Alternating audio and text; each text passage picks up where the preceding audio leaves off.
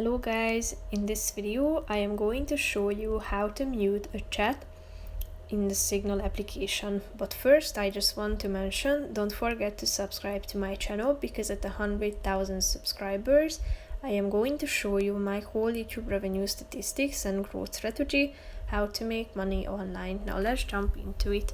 First of all, open the application on your phone. After that you should click on the chats icon down below in the left side corner of the screen. After that you should tap on or select the chat that you would like to mute for a specific time period. Then you should slide to the left side, and here you have three options. You should select the mute option, click on it, and here you can mute the chat for selected time period: 1 hour, 8 hours, 1 day, 1 week, or always. So set or tap on the relevant one that you want to choose, and the chat has been muted. If you want to unmute, slide to the left side again and click on the unmute button.